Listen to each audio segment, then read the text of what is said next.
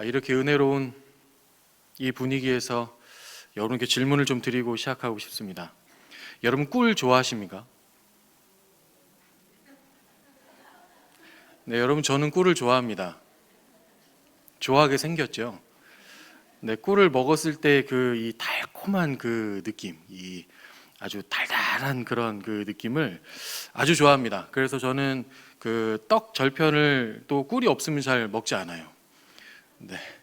그래서 작년에 기억을 더듬어 보시면 저 여름 수련회 때 간식으로 이제 떡 절편이 나왔는데 제가 그 당시 이제 담당하시는 권사님께 강력하게 주장을 해서 꿀이 없으면 절편을 먹는 의미가 없다 말씀드려서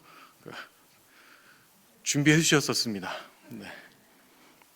그리고 피자도 제가 피자를 별로 안 좋아하는데 그 고르곤졸라 피자는 좋아합니다. 꿀을 찍어 먹는 피자거든요. 그래서 그 피자는 좋아합니다. 네, 물론 이제 꿀을 그렇다고 뭐 날마다 뭐 퍼먹고 이런 건 아니지만, 네, 정말 그렇게 상상하진 않으셨겠죠? 네, 그렇진 않습니다. 꿀을 좋아하다 보니 이제 갑자기 궁금해지는 거예요. 꿀이 정말 이 몸에 좋은 걸까? 네, 이게 궁금해졌습니다. 그래서 인터넷을 좀 찾아봤더니, 이 꿀이 엄청 좋은 거더라고요. 이 꿀이 몸에도 좋고 여러 가지 좋은데 이제 꿀에는 이 단순당인 포도당과 과당 그리고 각종 비타민, 미네랄, 항산화 성분이 함유되어 있어서 자연이 만든 보약이다 이렇게 불린다고 합니다. 그래서 면역력 강화에도 좋아서 이 감기철이나 이 환절기에 이제 꿀물 마시면 바이러스 저항력을 좀 키워준다고 하고요. 또 피로 회복에도 좋아서 과로를 했거나 피곤할 때 꿀물을 타서 마시면 피로 회복에 도움이 된다고 합니다. 그리고 꿀이 이 점막을 보호하는 효과가 있어서 속쓰림, 위염, 위궤양 등에도 도움이 된다고 하고요.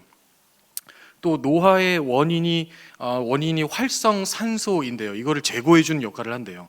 그래서 꾸준히 섭취하면 피부의 건강, 노화 예방에 좋다고 합니다. 또 목이 아플 때 목의 염증도 가라앉히는 도움이 되고요. 또 다 이제 많이들 아시는 것처럼 피부 보습에 그렇게 좋다고 합니다. 그리고 하나만 더요.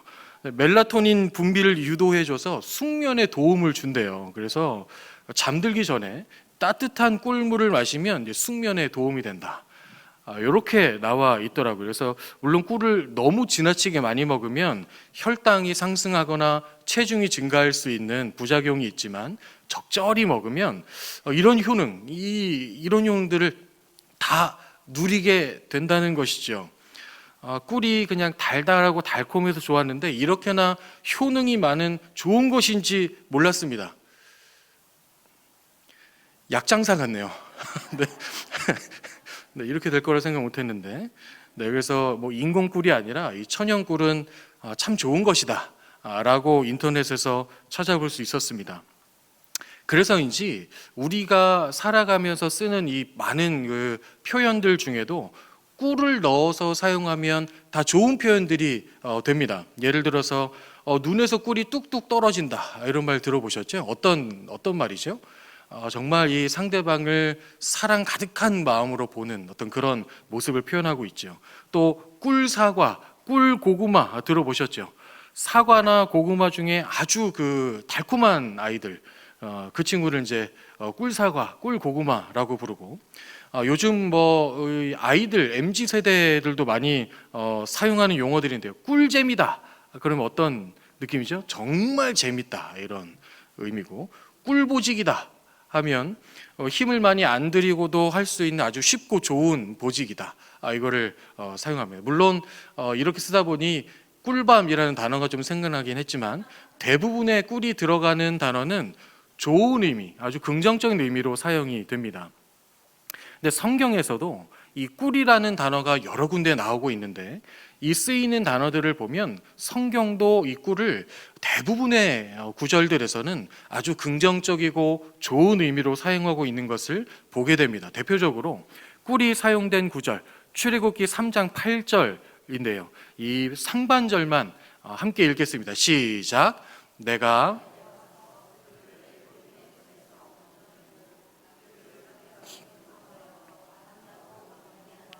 젖과 꿀이 흐르는 땅, 이렇게 말씀하십니다. 하나님께서 애굽에서 종살이하고 있었던 이스라엘 백성들을 출애굽하게 하시면서 약속의 땅, 이 가나안 땅으로 인도하시겠다라고 말씀하시는 부분인데요.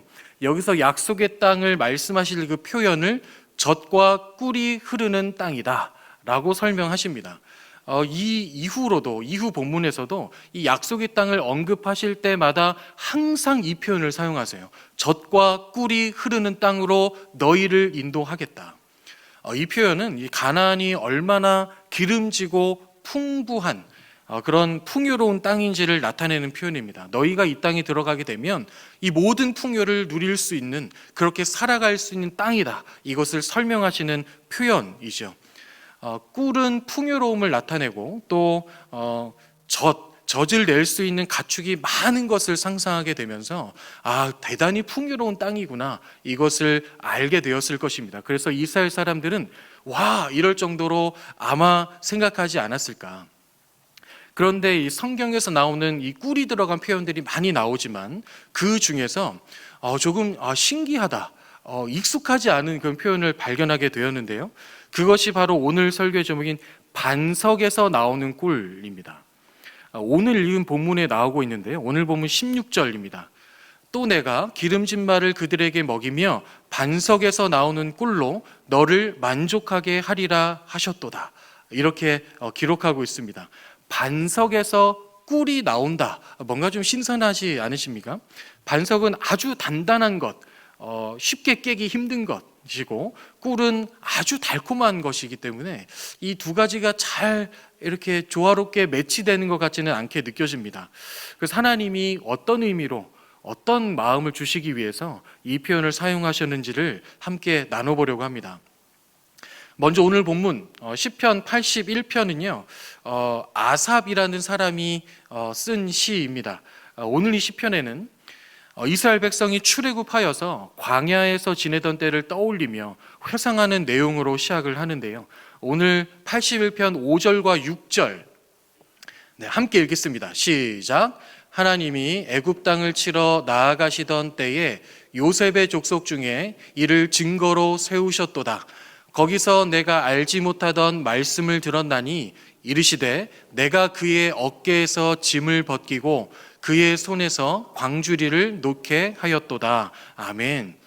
하나님께서 애굽에서 노예로 살고 있었던 이스라엘 백성들을 출애굽하게 하여 주십니다. 이것은 그들의 능력으로 이룬 일이 아니죠. 그들이 했던, 그들의 가지고 있던 어떤 것으로 이룬 것이 아니었습니다. 하나님께서 하신 일이죠. 하나님께서 해주신 일입니다. 하나님께서 그들을 건져주시고 하나님의 전능하신 능력을 베풀어 주셔서 노예살이에서 벗어나 약속의 땅을 향해서 가게 된 것입니다. 하나님께서 하여 주시고 하나님께서 은혜를 베풀어 주신 것이죠. 하지만 그 은혜를 경험해서 출애굽하게 된 이 이스라엘 백성들의 광야에서의 여정은 순탄치 않았습니다. 하나님은 이스라엘 백성들이 하나님만 바라보고 걸어가기를 원하셨습니다. 이스라엘을 구원하신 하나님, 그들을 약속의 땅으로 인도하실 하나님, 그 하나님을 바라보고 순종하고 나아가는 것, 너무 당연한 일이었죠.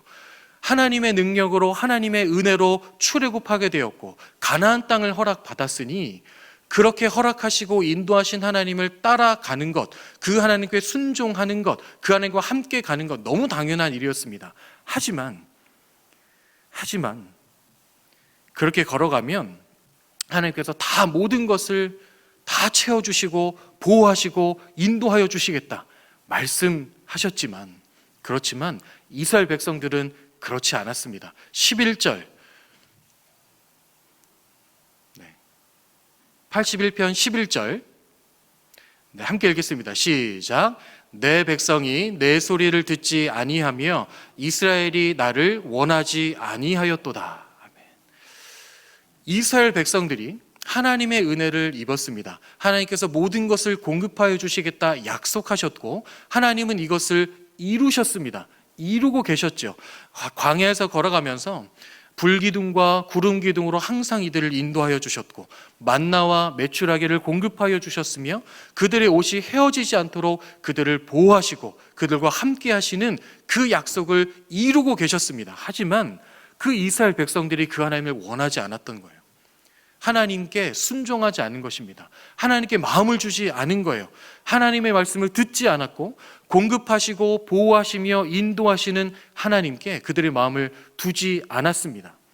조금 가다가 물이 없으며 불평하고 원망했으며 또 조금 가다가 지도자권 때문에 반역을 일으켰고 또 조금 가다가 고기가 없다고 원망하는 그 이스라엘 백성들, 그들의 여정이었습니다. 약속의 땅으로 인도하신다는 하나님의 약속이니 항상 함께 하시며 보호자가 되시는, 인도하시는 그 하나님의 말씀은 온데간데 없고 그저 자신들이 원하고 바라고 자신들이 원하는 것, 자신들을 채우는 것, 이것에만 온통 마음을 다 두고 다 써버린 이스라엘 백성들 아니겠습니까? 그래서 하나님께서 그런 이스라엘 백성들을 중간중간 징계하십니다. 놋뱀을 보내서 죽게 하시기도 하고 땅이 사람을 삼키기도 하시고 또 역병이 돌게도 하시며 하나님을 떠난, 하나님께 순종하지 않는, 하나님을 의지하는 이스라엘 백성들을 심판하시고 징계하셨습니다. 그런데 그 모든 징계들보다 가장 무서운, 훨씬 더 무서운 징계가 오늘 본문에 나오는데요. 12절에 나옵니다. 그러므로 내가 그의 마음을 완악한 대로 버려두어 그의 임의대로 행하게 하였도다. 하나님이 이 징계를 내리셨다는 거예요. 어떤 징계입니까? 하나님이 내어버려 두시는 징계입니다. 그들의 마음이 완악한 대로, 강팍한 대로 그냥 내버려 두시고 그들이 원하는 대로, 그들이 바라는 대로 살아가도록 그냥 두셨다는 겁니다. 결국 하나님께서 그들에게 손을 떼셨다는 것이고, 손을 떼셨다는 건 하나님이 그들을 포기하셨다는 뜻입니다. 얼마나 무섭고 끔찍한 징계가 되겠습니까? 인간이 여러분 얼마나 연약하고 부족하던가요? 그 부족한 지혜로, 연약한 마음으로 살아가게 된다면 그 사람은 어떤 삶을 살게 되겠습니까? 하나님 없이 부족한 사람, 부족한 연약한 사람 그대로 살아간다면 그 삶은 어디에 봉착하게 되겠습니까? 죄의 본성이 아직 남아있는 인간이 여러분 얼마나 악하던가요? 그런데 그 악함 그대로 살아가도록 내버려 두신다는 겁니다. 손을 떼시겠다는 거예요. 포기하신다는 겁니다. 여러분 얼마나 큰 징계입니까? 그래서 하나님께서 손을 떼시고 포기한 그 사람은 자신의 임의대로, 자기가 하고 싶은 대로 하면서 살게 됩니다. 하나님이 보이지 않으니 하나님 무서운 줄 모르고 사는 것이죠. 하나님이 두렵지 않습니다. 주위의 다른 모든 믿음의 사람들이 그 모습을 보며 어떻게 하려고 저렇게 살아가는가 걱정하고 염려하지만 정작 본인은 걱정되지 않아요. 염려되지 않습니다. 하나님이 보이지 않으니, 하나님께서 손을 떼셨으니, 그 관계가 끊어졌으니 보이지 않는 거예요. 들리지 않는 겁니다. 어떠한 찔림과 어떠한 양심의 가책도 받지 않는 거예요. 자기가 하는 것이 맞다 생각하며 그렇게 살아가게 되는 엄청난 경고를, 그 징계를 받게 되는 것입니다. 그래서 하나님께서 말씀하시는 것은 아무리 질책하고 징계하시고 혼을 내고 꾸짖어도 끝까지 하나님께 마음을 돌이키지 않는 이스라엘 백성들에게 이렇게 하셨다 말씀하십니다. 여러분 하나님이 이스라엘 백성들을 싫어해서 이런 것이 아니시죠. 여전히 사랑하십니다. 하지만 끝까지 돌아오지 않기 때문에 하나님이 마음을 거두시는, 손을 떼시는, 포기하시는 이 징계를 주고 있는 이 상황, 여러분 얼마나 안타깝고 마음이 아픈 상황이겠습니까? 만약 여기까지라면 하나님이 손을 떼시고 포기하는 것으로 끝이 나는 거라면 우리는 아무런 희망도 없습니다. 하나님이 손을 떼셨는데 어떤 희망이 있겠습니까? 하나님이 포기하신 인생인데 무엇이 희망이 되겠습니까? 하지만 하나님은 여기서 그치지 않으십니다. 하나님은 내버려 두시고 손을 떼시는 것으로 마감하지 않으십니다. 그 놀라운 사랑으로 다시 우리를 부르시는 것이죠. 13절입니다. 13절 함께 읽겠습니다. 시작. 내 백성아 내 말을 들으라. 이스라엘아 내 도를 따르라. 아멘. 저는 이 구절을 묵상하면서 이 구절이 그냥 이렇게 점잖게 말하는 표현을 들리지 않았습니다. 하나님의 절규로 들렸어요. 내 사랑하는 백성들아 제발 내 말 좀 들어라. 제발 내 말 좀 들어다오. 내 도를 따라. 나를 따라 살아야 돼. 그래야 돼. 내게 돌아와야 돼. 그래야 너희가 살아. 제발 나에게 돌아와. 마치 부모가 자녀에게 얼르고 달래고 때는 혼내고 그러다가 그래도 자녀가 돌아오지 않아서 마치 절규하듯이 호소하듯이 하는 이 말투로 들리는 것이죠. 하나님이 이스라엘 백성들을 얼마나 사랑하시는지가 느껴지는 대목이겠습니다. 그런데 이 말씀을 듣고 난 후에 이 다음 구절들을 보면 두 가지 반응을 좀 보일 수 있겠다 보여집니다. 첫 번째 반응은 이 하나님의 음성을 듣고 이 하나님의 절규를 듣고 하나님께 진정으로 마음을 돌이킨 사람들입니다. 14절 보시면 이렇게 되어 있습니다. 그리하면 내가 속히 그들의 원수를 누르고 내 손을 돌려 그들의 대적을 칠 것이다.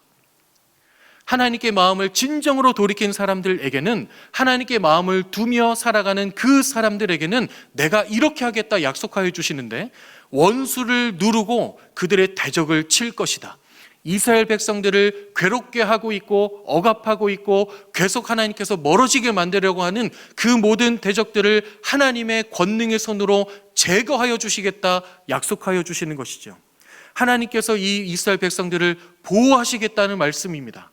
근데 그런 소극적인 보호가 아니라 원수를 치고 누르고 깨뜨리고 상하게 하고 제거하는 적극적인 보호를 해 주실 것을 약속하십니다. 시편 23편 4절의 말씀에 이렇게 되어 있습니다. 함께 읽어볼까요? 시작. 내가 사망의 음침한 주께서 나와 함께 하심이라. 주의 지팡이와 막대기가 나를 안위하시나이다. 아멘. 하나님께서 이렇게 하시겠다 말씀하시죠. 이 당시의 목자들은 또 지팡이, 그런 험한 산을 올라가야 되기 때문에 그렇게 도움이 될 수 있는 지팡이를 짚고 다녔고 또 막대기를 들고 다녔습니다. 막대기는 이 양들, 자신이 기르고 있는 돌보기는 양떼들을 야생 그 짐승들로부터 보호하기 위한 도구였습니다. 그래서 그 양떼들을 공격하려고 할 때 그들을 이 야생 짐승들을 때리고 쫓으려고 하는 그 막대기였던 것이죠. 그 막대기로 그 상황을, 이 양떼들을 보호하겠다는 그 목자의 마음이 하나님의 마음이십니다. 사망의 음침한 골짜기에 있어서 야생동물들의 공격을 받고 있을 그때 목자가 자신의 양떼를 보호하기 위한 그 막대기를 들어서 그 야생동물들을 공격해서 쫓아낸 것처럼 하나님께서 하나님의 백성들을 그렇게 보호하시겠다는 약속의 말씀이죠. 하나님께 마음을 다시 돌이키면, 그 하나님 마음을 두고 하나님과 동행하며 살면 하나님이 그렇게 보호하여 주시겠다. 함께 하시며, 항상 함께 하시며, 어떠한 공격, 너희들을 괴롭게 하고 우울하게 하고 슬프게 하고 힘들게 만드는 그 모든 것들을 내가 깨트려 버리겠다. 제거하여 주시겠다. 그렇게 말씀하십니다. 그래서 하나님께 진정으로 돌이킨 사람들, 세상에 빼앗겼던 마음을 다시 하나님께로 돌린 사람들은 이 하나님의 보호 안에 들어가게 되는 것입니다. 하지만 반면 하나님의 도란 음성을 듣고도 돌이키지 않은, 여전히 마음은 돌이키지 않았는데 돌이킨 것처럼 행동하는 사람들이 있다고 말씀하시는데요. 15절에 나오고 있습니다. 15절입니다. 여호와를 미워하는 자는 그에게 복종하는 채 할지라도 그들의 시대는 영원히 계속되리라. 네, 이렇게 말씀하십니다. 여호와를 미워하는 자라고 되어 있는데요, 하나님을 사랑하지 않는 자는, 여러분, 하나님 미워하는 자입니다. 하나님을 사랑하지 않는 자는 하나님을 미워하는 자입니다. 왜 그럴까요? 우리의 마음은 둘로 나눠지지 않아요. 예수님도 말씀하셨죠. 두 주인을 섬길 수 없다. 우리의 마음이 두 개로 나누시지 않기 때문에 세상을 사랑하면, 세상을 더 쫓으면, 세상에 마음을 두면 그 사람은 하나님을 미워하는 사람입니다. 그 사람들은 아무리 겉으로 신앙인인 척, 내 마음을 하나님께 두고 있는 척, 그렇게 겉으로 아무리 행동한다 할지라도 여러분, 하나님은 우리의 마음을 다 아십니다. 우리의 마음을 다 보십니다. 아무리 겉으로 경건한 것처럼, 신앙인인 것처럼 그렇게 행동한다고 하여도 사람은 속을지언정 여러분, 하나님은 속지 않으십니다. 우리의 마음 하나하나, 우리의 마음 구석구석까지를 다 아시기 때문에 하나님은 다 아십니다. 근데 더 무서운 것은 그 아시는 것으로 끝나는 것이 아니라 진정으로 마음을 하나님께 돌이키지 않으면, 그 마음을 하나님께 두지 않으면 그 징계를 여전히 그대로 두시겠다고 말씀하시는 것이죠. 그냥 그대로 살아가도록, 그들이 원하는 임의대로 살도록, 그들 안에 있는 죄를 따라 사는 그 발걸음 계속 가도록 그렇게 내버려 두신다는 것입니다. 여러분, 이 두 반응이 있었습니다. 하나님께서 돌이켜라, 나에게 마음을 다시 도와라, 나를 따라 살아라, 나와 내 안에 거하라 말씀하시는 말씀을 듣고 진정으로 돌이키는 사람들과, 겉으로는 그런 채 하지만 마음은 돌이키지 않았던 그 사람들, 두 가지 반응이 있었습니다. 여러분은 어떤 반응을 보이시겠습니까? 간절히 바라기는 마음을 온전히 돌이켜서 다시 하나님께 두고 믿음의 길로 계속해서 걸어갈 수 있는 저와 여러분 되시기를 축복합니다. 그런데 문제는 이것이 쉽지 않다는 거죠. 쉽지 않다는 것입니다. 세상 가운데 살아가며 이 믿음의 길을 온전히 걸어내는 것, 쉽지 않다는 겁니다. 세상을 살아가다 보면 왜 이렇게 힘들고 어렵게 만든 일들이 많은지 모르겠어요. 괴롭게 하는 상황들, 나를 우울하게 만드는 상황들, 문제들, 어려움들이 왜 이렇게 많은지 모르겠습니다. 그런 일과 문제와 상황들을 겪을 때마다 우리의 믿음의 걸음이 더뎌지고 무뎌지며 끝내 주저앉게 되는 것을 우리는 경험하게 되죠. 여러분, 이스라엘 백성들도 그랬을 거예요. 여러분, 광야를 걸어간다는 것이 쉬운 일이 아니었습니다. 대단히 어렵고 힘든 일이었겠죠. 뜨거운 태양빛이 비치고 있고 그늘도 없는 그곳에서 바닥은 바싹 메말라 있는 그 광야길을 걸어간다는 것, 하루도 아니고 이틀도 아니고 계속해서 걸어야 한다는 것이 얼마나 힘든 일이었겠습니까? 그러니 불평과 원망이 나오게 되는 겁니다. 힘들어서 그래요. 힘들어서.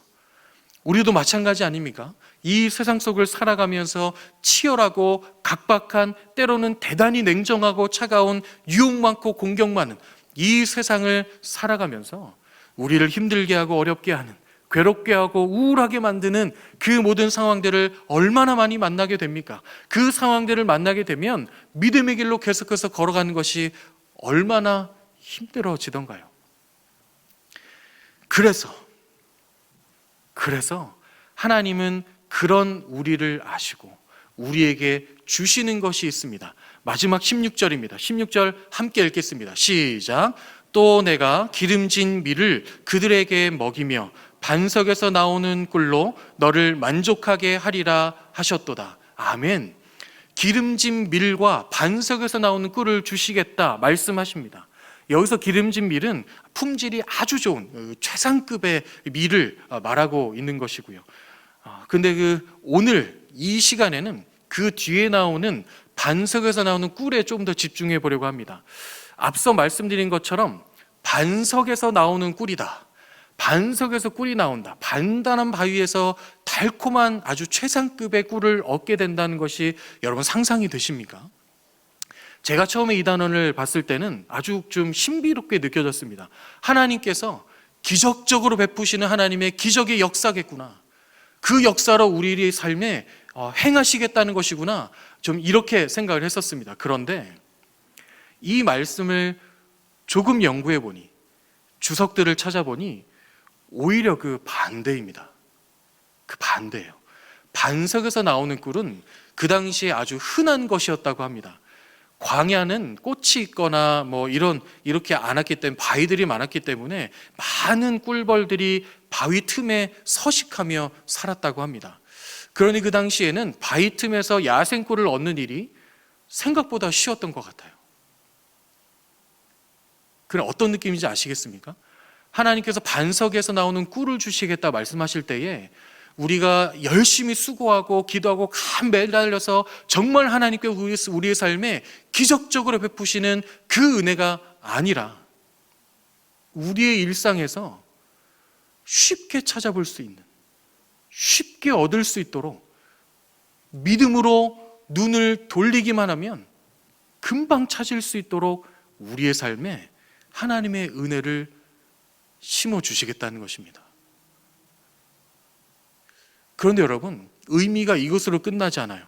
여러분, 이 이스라엘 백성들이 광야에서 가면서 때마다 시마다 쉽게 야생꿀을 바위 틈에서 얻었을 거예요. 그것을 얻고 먹었을 겁니다. 그런데 그럼 그것을 먹었을 때 정말 달콤하다, 이 정도로 끝났을까요? 하나님이 이 정도로 이것을 주셨겠습니까? 여러분, 이들이 가고 있는 땅이 어디입니까? 가나안 땅이죠. 가나안 땅을 하나님께서 지칭하실 때마다 계속 했던 표현 기억나십니까? 젖과 꿀이 흐르는 땅. 이스라엘 백성들이 이 광야길을 걸어가면서 계속해서 쉽게 흔하게 야생꿀을 얻어서 먹는 겁니다. 그러면 여러분, 이들은 떠올리지 않았을까요? 젖과 꿀이 흐르는 땅을 향해서 가고 있는 여정이다. 그러면 여러분, 이들 가운데 그냥 달콤하다, 당이 떨어졌는데 잘 됐네, 이 정도로 됐을까요? 그곳에서 우리가 이 길을 걸어가서 끝에 도달하게 될 그 약속의 땅, 가나안 땅, 젖과 꿀이 흐르는 땅에서 이 꿀을 먹게 되겠구나, 이 마음을 받으며 계속 걸어가야겠다, 끝까지 걸어가야 되겠다, 이런 격려를 얻게 되었을 것입니다. 여러분, 하나님께서는 여러분을 격려하기 원하십니다. 하나님 여러분이 잘 되기를 원하시고, 하나님 여러분이 믿음으로 잘 살기를 원하십니다. 그래서 우리에게도, 우리의 인생에도 반석에서 나오는 꿀을 많이 뿌려 놓으십니다. 많이 뿌려 놓으세요. 믿음으로 보면, 믿음을 가지고 보면 어디에서나 얻을 수 있도록, 어디에서나 누릴 수 있도록, 맛볼 수 있도록 우리의 삶의 곳곳에 그 반석에서 나오는 꿀을 심어 두십니다. 우리가 예배하는 예배 안에, 또 기도하는 기도 안에, 또 찬양하는 찬양 안에, 또 함께 모여서 기도하는 그 기도의 모임 안에, 또 성도님들이 서로 만나서 교제하고 신앙을 나누는 그 만남과 시간 안에, 때로는 여러분의 직장 안에, 가정 안에, 아무도 없이 혼자 그냥 멍 때리고 있는 그 순간에도 하나님은 계속해서 반석에서 나오는 꿀, 그 은혜를 여러분에게 주고 계십니다. 중요한 것은 우리가 우리의 마음을 하나님께 두며 사는가입니다. 마음을 하나님께 두고 있는가? 그 믿음으로 살아가고 있는가? 그 믿음의 눈으로 들어서 보면 아무리 단단한 바위일지라도 그 속에서 하나님이 주시는 꿀을 얻을 수 있습니다. 힘들고 척박한 광야처럼 느껴지는 세상 길이지만 그 길에서 곳곳에서, 많은 곳에서 우리에게 주시는 그 은혜와 격려를 우리는 얻을 수 있습니다. 하나님께서는 우리가 그 은혜와 격려에 힘입어 그것을 붙들고 계속 힘을 얻어서 끝까지 이 믿음의 길을 완주하시기를 원하십니다. 사랑하는 여러분, 믿음의 눈을 여시기 바랍니다. 아무리 빡빡하고 각박하고 한 걸음 한 걸음 걸어가기가 힘들고 어려운 이 삶을 산다고 할지라도 반석에서 나오는 꿀은 어디에나 있습니다. 하나님이 살아계시고 하나님이 우리와 모든 순간 함께 하시겠다 약속하셨기 때문에 그 꿀은 계속해서 부어지고 심어지고 마련되고 준비됩니다. 그러니 모든 순간마다 그 믿음으로 그 꿀 얻으며 그 은혜 누리며 더 힘을 얻어서 끝까지 믿음으로 걸어가시는 저와 여러분 되시기를 주님의 이름으로 축복합니다. 설교를 마무리하겠습니다. 반석에서 나오는 꿀, 하나님의 기적보다는 하나님의 배려입니다. 우리가 연약하고 부족하기 때문에 이 믿음의 길을 끝까지 가려면 하나님의 은혜가 필요하고 하나님의 격려가 필요한 것을 하나님이 다 아시는 하나님의 배려입니다. 이 배려를 잊지 않으시기를 소망합니다. 그 배려를 누리시며 날마다 반석에서 나오는 꿀을 날마다 얻으며 맛보며 힘을 얻어서 함께 우리가 끝까지 믿음으로 완주하여서 하나님이 약속하신 땅, 하나님의 나라를 향해서 계속해서 믿음으로 걸어가시는 저와 여러분, 그리고 사랑하는 천안천성교회 되기를 주님의 이름으로 축원합니다. 아멘.